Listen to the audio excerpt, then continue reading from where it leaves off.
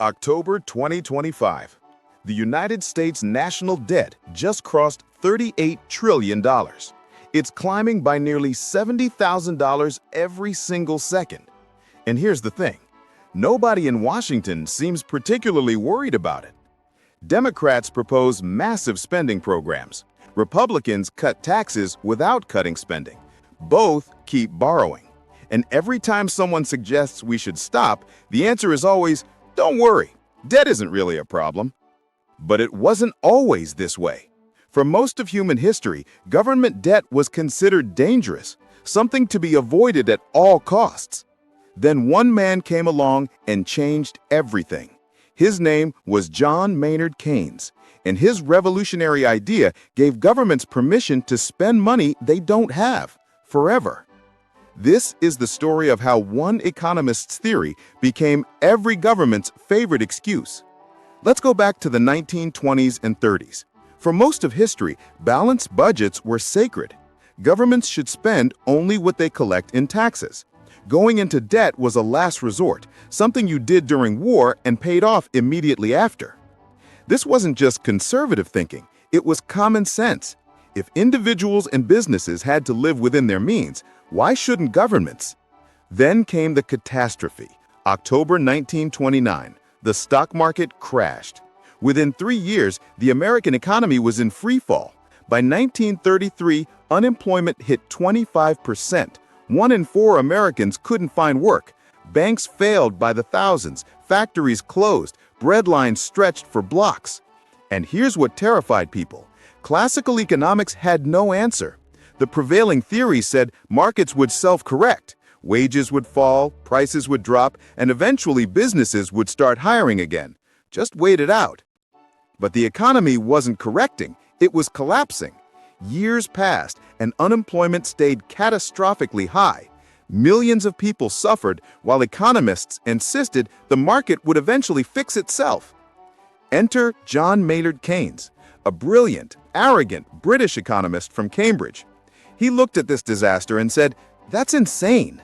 The market isn't fixing itself because it can't. When everyone is unemployed and businesses are failing, who's going to spend money? And if nobody spends, who's going to hire?" In 1936, Keynes published his masterpiece, The General Theory of Employment, Interest, and Money. It was dense, difficult, and revolutionary. His core argument was simple but radical. In a recession, the government must step in and spend. Why? Because aggregate demand, the total amount of spending in an economy, drives everything. When consumers stop buying and businesses stop investing, the economy spirals downward. The only entity big enough to break that spiral is the government. Keynes argued that during downturns, governments should run budget deficits, borrow money, spend it on public works, infrastructure, anything that puts people back to work and money in their pockets. Don't wait for the market to fix itself. Actively intervene. And here's the key part. Don't worry about the debt. When the economy recovers, tax revenues will rise and you can pay it down then. The immediate priority is ending the depression. At first, economists resisted.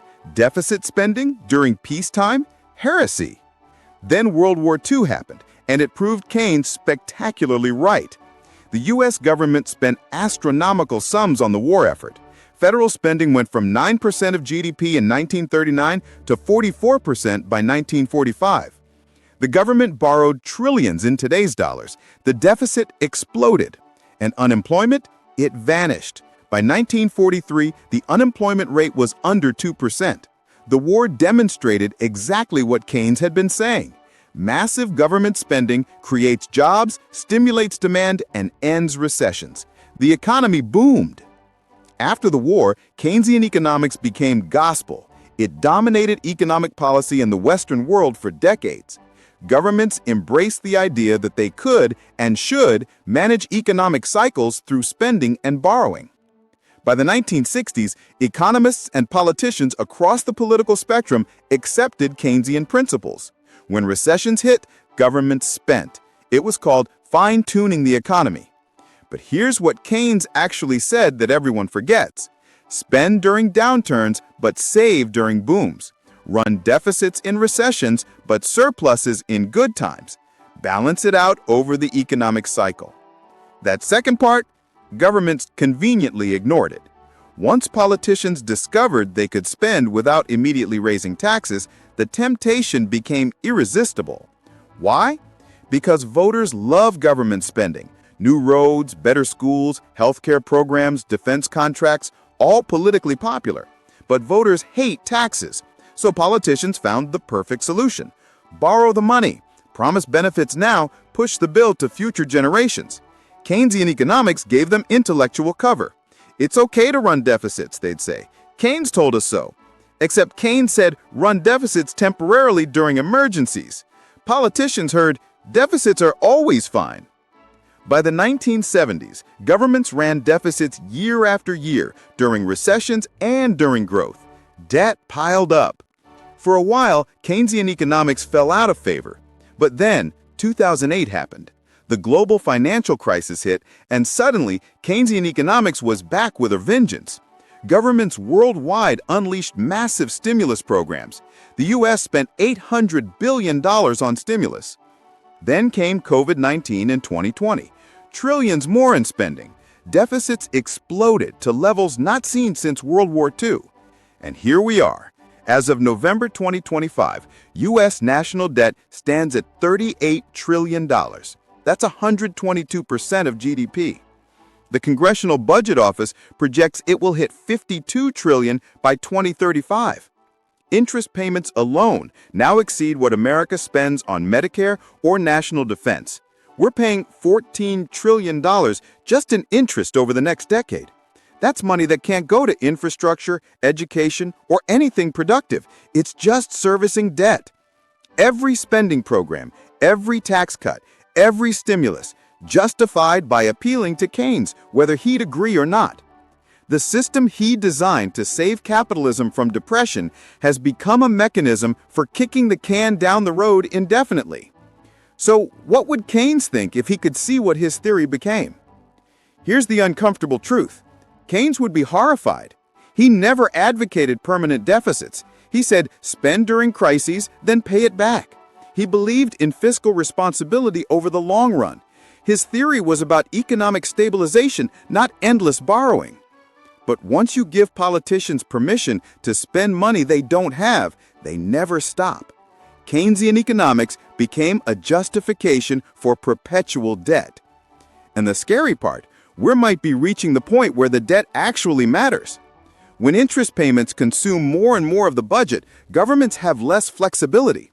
When debt to GDP ratios hit 120, 150, 200%, at what point does it become unsustainable? Some economists say debt doesn't matter as long as you can print money to pay it.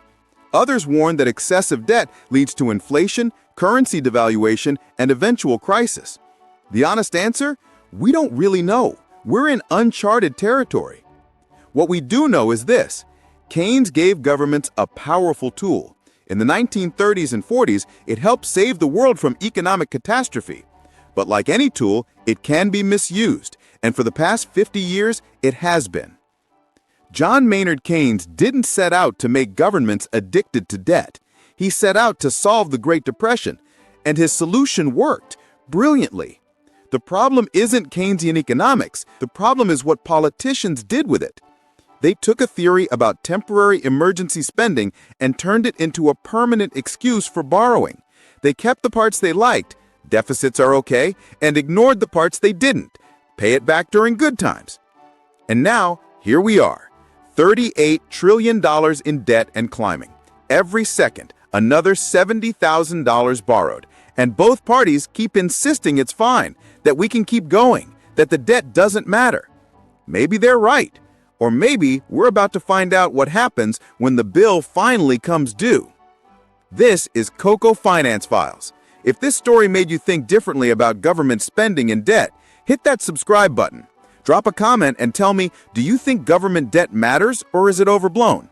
And share this with someone who needs to understand how we got here. I'll see you in the next one.